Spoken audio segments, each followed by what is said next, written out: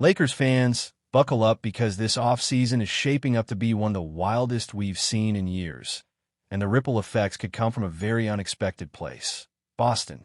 Yeah, you heard that right. The Boston Celtics, our longtime rivals, might be the ones shaking up the entire landscape of the league. Now, before you raise an eyebrow and ask, why should we care about what the Celtics do? The answer is simple. Their decisions this offseason could open a door the Lakers have been knocking on for a while now. And it all starts with a name we didn't expect to be part of any offseason conversation, Jason Tatum. Word around the league is that the Celtics are considering a total reset. Not just minor tweaks or trading role players, but a full-on restructuring. There's even talk that Tatum could sit out next season. After tearing his Achilles, Boston might opt to let their franchise player recover fully, use the season to shed salary, stockpile assets, and come back stronger when he's fully healthy. That kind of long-term vision isn't usually Boston style, but this injury could be forcing their hand. And once you start pulling threads, the whole sweater can unravel. Jaylen Brown? He's suddenly part of trade rumors. Big contracts like that always are when a team starts thinking about flexibility. And if Boston does decide to reset the deck, they'll be looking for one thing above all: expiring contracts. That's where the Lakers come into play. Let's be real. Trade between the Lakers and Celtics are about as rare as snow in Los Angeles. The rivalry runs deep. But when front offices see value, rivalries get set aside fast. And right now, the Lakers might be holding some of the most valuable chips in the game. They've got expiring deals that could help Boston clear space in a way no other team can. This is the kind of setup where everyone could walk away happy. Boston gets their reset, the Lakers get new pieces, and maybe, just maybe, both franchises get closer to their next title run. Of course, it all depends on what Boston wants. Are they trying to stay competitive, maybe retool around veterans, and chase a playoff spot, even without Tatum? Or do they want to bottom out, collect picks and cap space, and prepare for a full-blown rebuild next year? If it's the latter, then the Lakers might have the upper hand when it comes to putting a deal together. But that brings us to the question, who exactly could be on the Lakers' radar? Now, I know some names have been floating around, and one in particular keeps popping up: Kristaps Porzingis. Look, I get the appeal on paper. A 7-footer who can shoot from deep, protect the rim, and stretch the floor? Sounds like a dream. But the reality? I'm not sold, and you shouldn't be either. Porzingis has never been a guy you can count on stay healthy, not in the regular season, and definitely not in the playoffs. You don't need me to remind you how many times injuries have derailed his seasons. The guy's missed big chunks of important stretches year after year. And what makes it worse is that these aren't just manage-it-through kind of injuries. We're talking major setbacks, legs, knees, and now apparently even respiratory issues. Reports came out that he's been dealing with some sort of condition that affects his breathing. That's the kind of thing that doesn't just go away with rest and recovery. You need your core guys available come April and May, and Porzingis has never proven he can be that guy. Let's not pretend the concept isn't interesting. Sure, on paper, he fits. He's under 30, so it's not like he's a washed-up veteran. He spaces the floor beautifully, can knock down threes, block shots, and give you 20 points a night when he's locked in. But again, when is he ever consistently locked in and healthy for long stretches?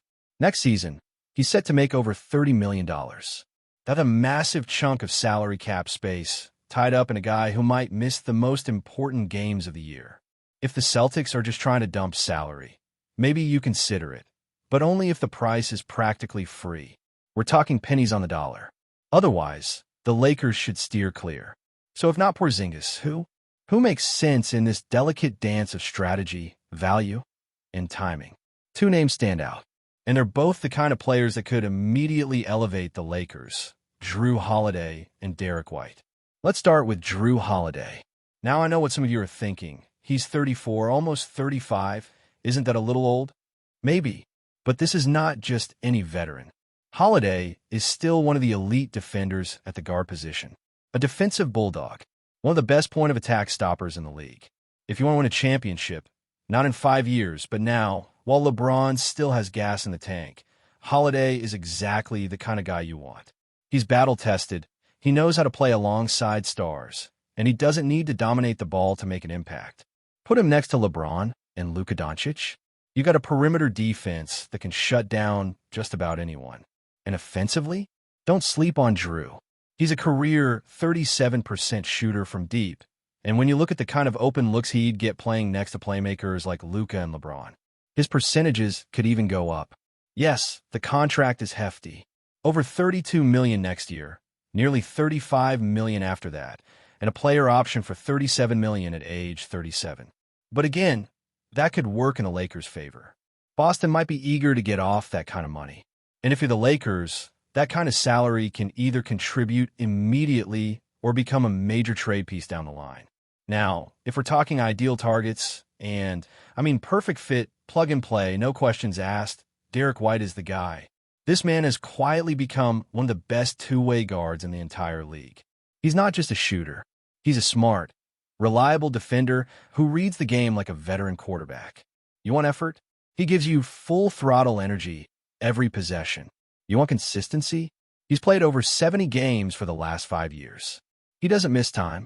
He doesn't make excuses. And what he lacks in flash, he makes up for in reliability. White is a fantastic help defender, one of the best shot-blocking guards in basketball, believe it or not. He might not be quite the one-on-one defender that Holiday is, but in a team defense, he's absolutely elite. He rotates well, communicates, and always seems to be in the right spot. Offensively, he's efficient. 38% from 3 last season on 9 attempts per game. That's elite volume with elite accuracy. Inside the arc, nearly 60% from 2-point range. And he's not just chucking shots, he's picking his moments, playing within the offense, and delivering night in and night out. 16 points, 5 assists, 4 rebounds, a steal, a block. Those are across-the-board contributions from the guard spot. You plug that next to LeBron and Luka, that's a scary good fit. His new contract kicks in next season, starting around $28 million and climbing a few million each year. Compared to Drew, that's actually great value for what he brings, and he's younger too. But here's the catch. The price to get him is going to be steep. Boston knows his value. They'd likely ask for a key piece in return, maybe even Austin Reeves and draft capital. And that's where things get complicated. Because for all the Lakers' leverage with expiring deals, they're not going to give up their best young asset for someone, even someone as good as Derek White, unless the fit is absolutely flawless.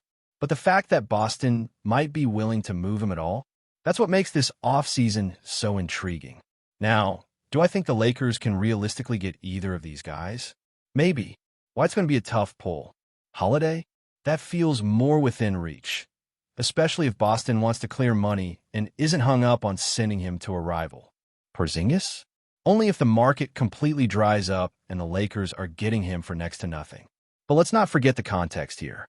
This is a window, a small, fragile window where LeBron is still a top-tier talent, where Luka is entering his prime, and where the Western Conference is wide open if you can make the right moves. You need veterans. You need defense. You need players who can handle playoff basketball and who won't crumble under pressure. The names we're talking about, Holiday and White. Check those boxes in permanent ink. Boston might want to shed salary and reset around Tatum. They might want to hoard picks and build depth for the future. Whatever their plan is, if the Lakers are ready, patient, and smart, they can capitalize. They can walk into the rivals' front office and walk out with the very pieces they need to contend. And yet, it might feel strange. Lakers and Celtics working together? It's rare. But in this league, the only loyalty that matters is to the trophy.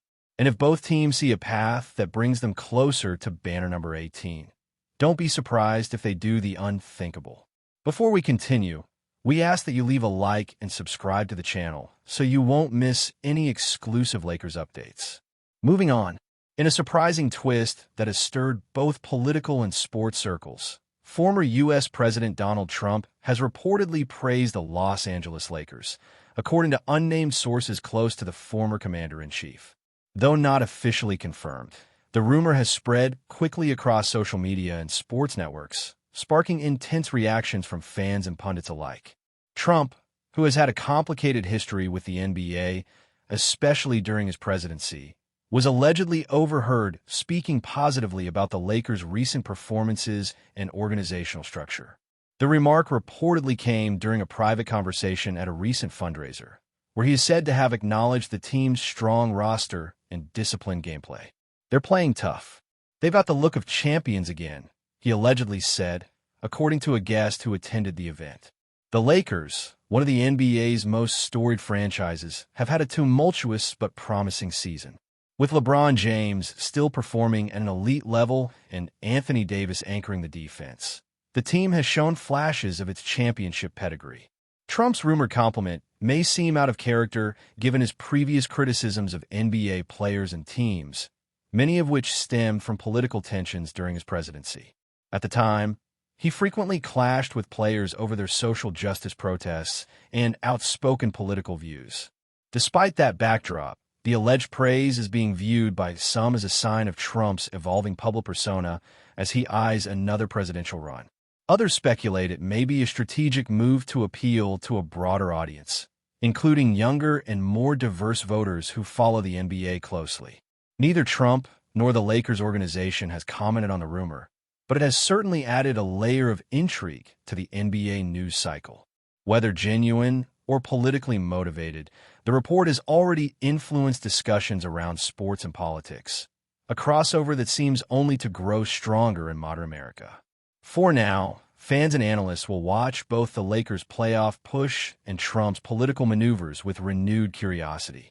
Stay informed exclusively about Los Angeles Lakers news. Subscribe to our channel and hit the like button to keep receiving daily updates.